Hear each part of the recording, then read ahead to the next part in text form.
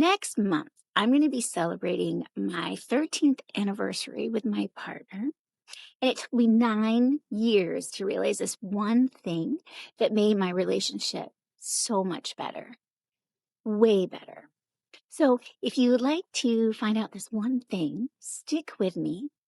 But first, I have to put it in the context of something I know, which is Buddhism. I've been a Buddhist teacher for over 23 years. And so everything that I realize is through the lens of Buddhist teachings, which are wonderfully open to everyone of any religion, any background, religious, atheist. You can be Christian, Jewish, Buddhist, anything, and practice these teachings.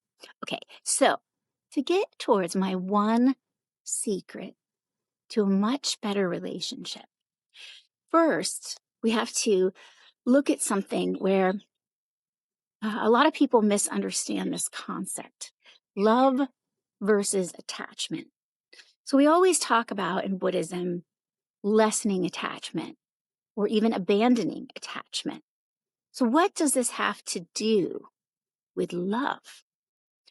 Attachment, firstly, is the opposite of love.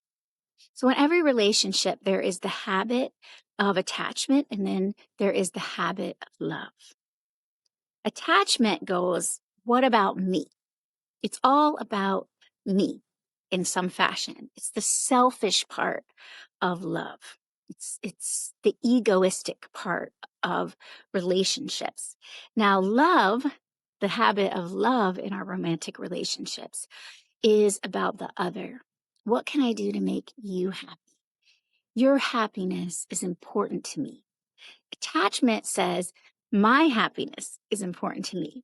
And even it can sometimes look like you're doing something for another, but it's like codependent.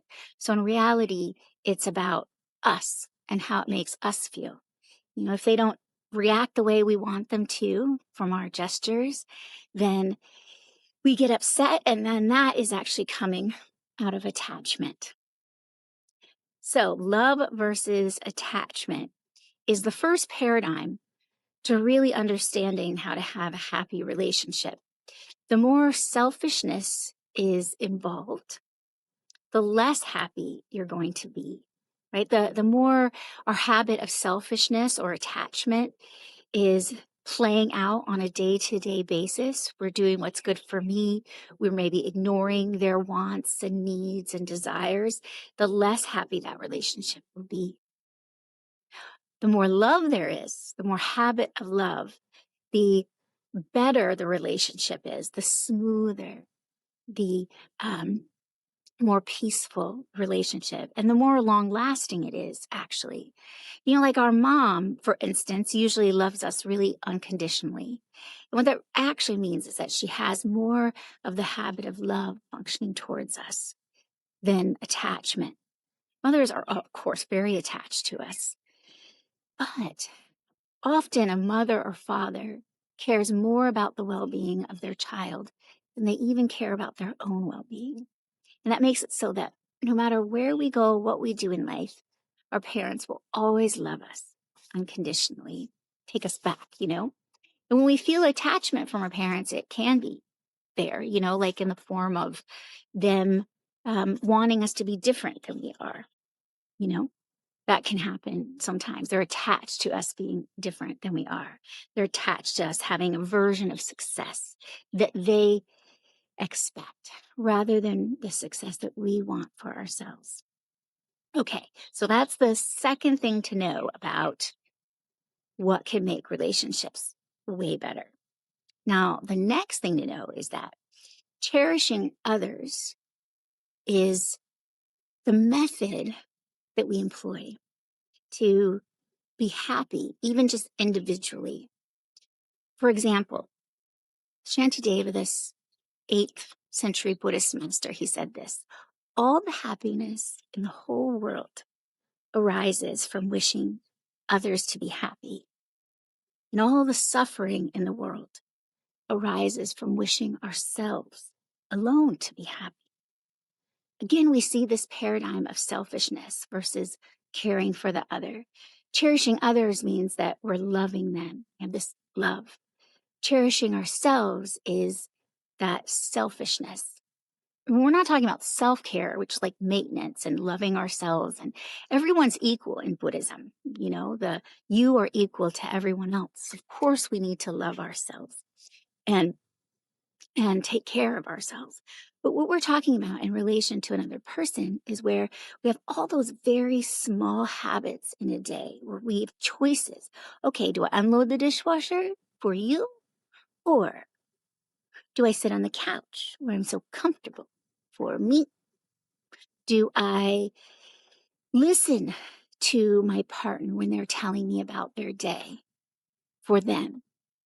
Or do I look at my phone for me? There's always this thing, for me or for you, for me or for you. Love is for you. Cherishing is for you. Selfishness is for me. Attachment is about me. And so if we really want to improve our love, make our romantic relationships better, then we improve the way that we love. I know in Buddhism, love is actually not just a feeling, it's also a verb. So we can get better at loving people. That means we get better at cherishing them. I know, isn't it so cool, actually? You can improve your ability to love, and that will make all your relationships way, way better. Okay, so the thing that I learned after 9 whole years, and I can say that in my relationship, that our relationship has become better over the years. It was more tumultuous in the beginning, right?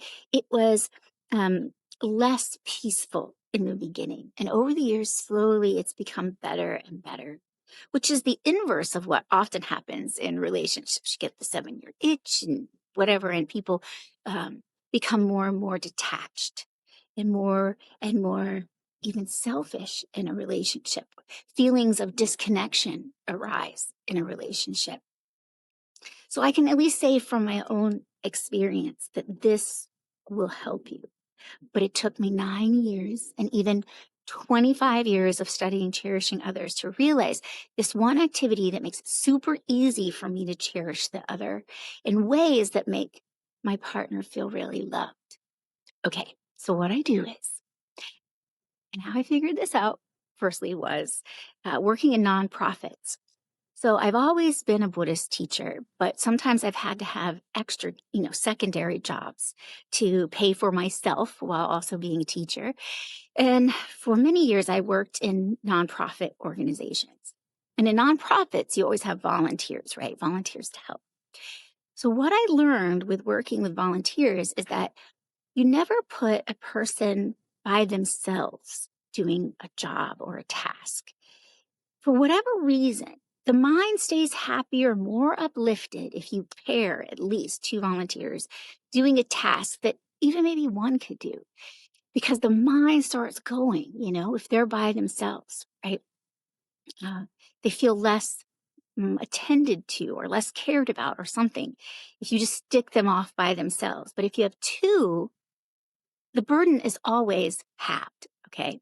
So that's what I started doing with my partner. I thought, I'll apply this to my partner. Like Missy, she's so good at everything. Like she can build a wall and she can everything. Okay. She can do every physical thing possible. And I have to be reminded how to use a drill. Every time I use a drill, I just don't get that sort of thing. Right. So often I'd feel like, well, how can I help her? But actually, if you just stand there and you help any way you can, or you're the cleanup crew, always volunteer yourself. This is my key to a long and happy relationship, is to always offer your help. No matter what they're doing, you're assisting. It's for instance, we have this special need dog, Betty, that I love so much, but she was born without an anus.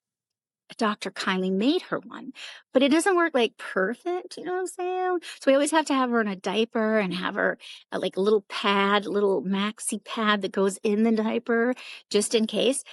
Okay. So if we go for a walk, and we have to walk her multiple times a day, every day, for everything to go right. When I come back in, Missy's back there, and maybe she's washing Betty's butt. I always go and get the diaper and, walk the diaper over, change the pad out. Even though it could be just one person doing that, my little bit of assistance. I always do this. This is the routine. Whatever she's doing, I'm helping with. Even if I go and I say, can I help? And then just, no, really, you can't help. It might be some building thing and I really can't help at that moment. But she loves it when I'm the cleanup crew, you see. So there is always a way that you can help, essentially. And if you follow that rule, I'm telling you, your relationship will be much better. In fact, Missy, after about a year of me trying this, she said to me, I don't know what you did, but you really stepped up your game. Oh, I did. Right. Well, good luck in this. And the way to think about this is you can just take a few minutes to quiet yourself and think about what would make your partner feel loved and cared about and cherished. Right? Just think about it quietly. Imagine what you could do to make them feel loved. What would ease their burden in some way? And if it could be a daily thing, even better, right? So if you think, well, if I unloaded the dishes every time it was ready, that would be a daily ritual that would make their life better, or giving them a little massage every day, whatever it is that would make them feel loved. And you know them well enough. And if you don't, ask them, what would make you feel super cherished by me? So if you're married, you even really took a vow about this cherishing thing. So you might as well find out and plan what you'll do to cherish them. All right, good luck. I promise if you do this, it will make your relationship way better. Oh, and, please like and subscribe. I'm supposed to say this. And maybe a little comment. Maybe you could comment about what you found fascinating about this concept of attachment versus love.